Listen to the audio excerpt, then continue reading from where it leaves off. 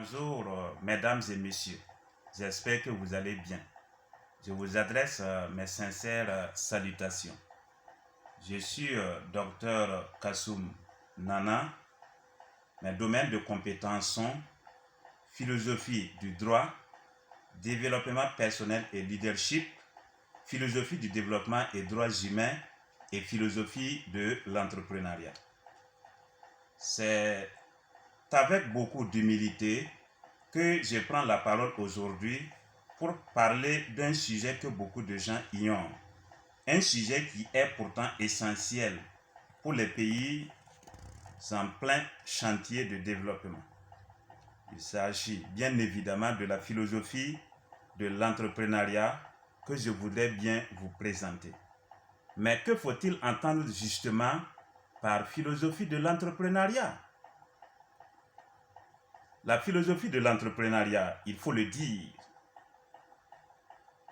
est un nouveau paradigme entrepreneurial qui vise le développement humain, économique et social par le biais de la méditation philosophique non métaphysique.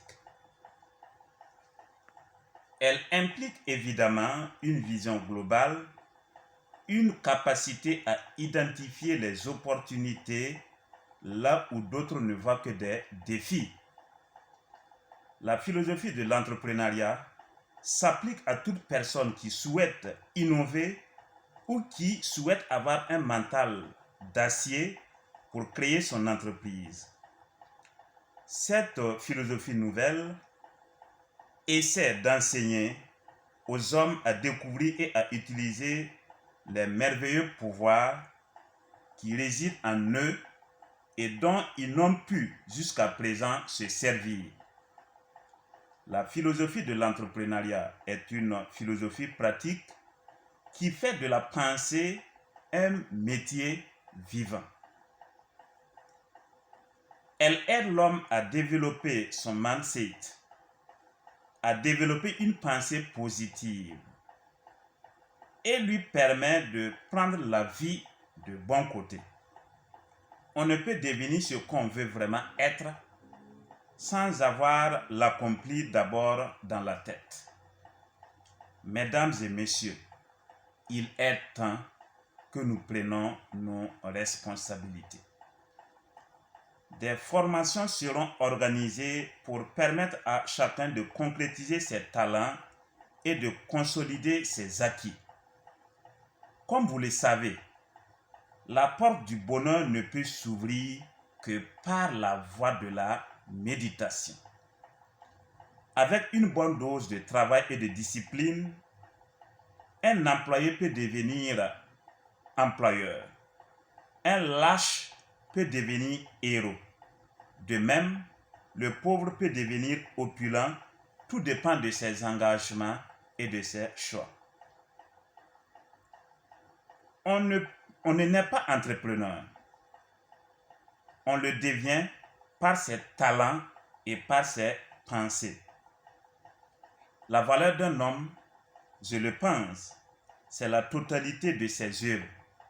En dehors de ses œuvres, il n'y a rien. La philosophie de l'entrepreneuriat invite l'homme à se départir de l'automutilation, à s'engager avec rigueur, passion et persévérance pour atteindre ses objectifs.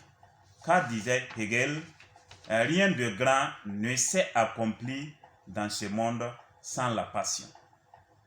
Comme il convient de l'indiquer, la méditation philosophique est un moteur de développement humain, économique et social.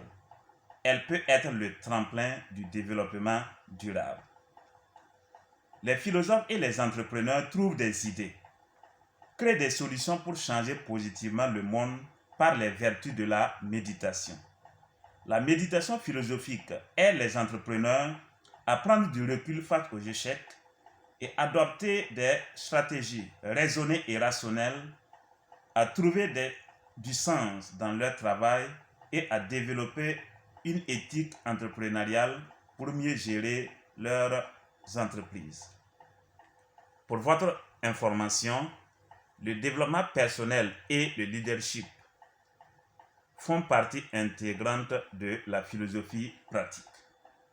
Autrement dit, le domaine du développement personnel est fondamentalement philosophique.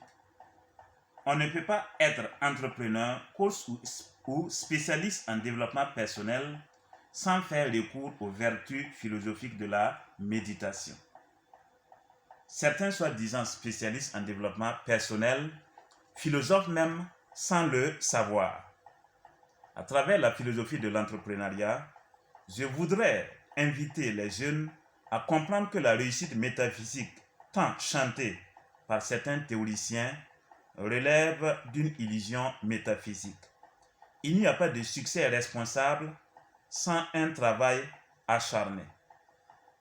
Arrêtons donc de croire à tout ce qu'on nous dit sur l'entrepreneuriat, comme quoi on peut entreprendre à 0 franc.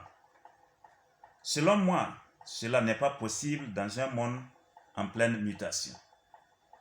Seulement, on peut commencer avec les moyens de bord. Si nous attendons d'avoir beaucoup d'argent avant d'entreprendre, nous n'allons jamais entreprendre. C'est pourquoi, vous et moi, nous devons commencer avec les moyens de bord.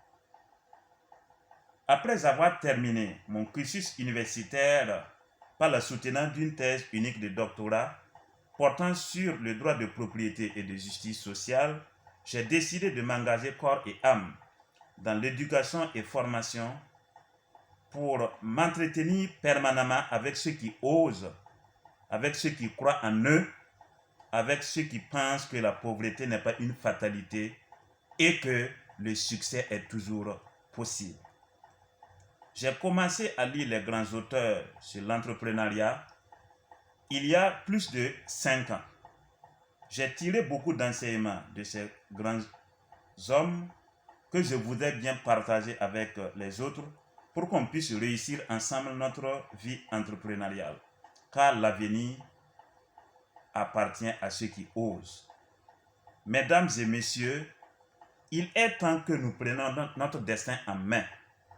Même si nous ne sommes pas nés avec une cuillère d'or dans la bouche, nos enfants doivent grandir dans l'opulence, coûte que coûte. Je suis au terme de la présentation. Merci de partager au maximum. Merci de vous abonner à ma page. Restez positif. Ça sera très édifiant. Ça sera très fascinant. Merci. Merci à tous ceux qui nous suivent.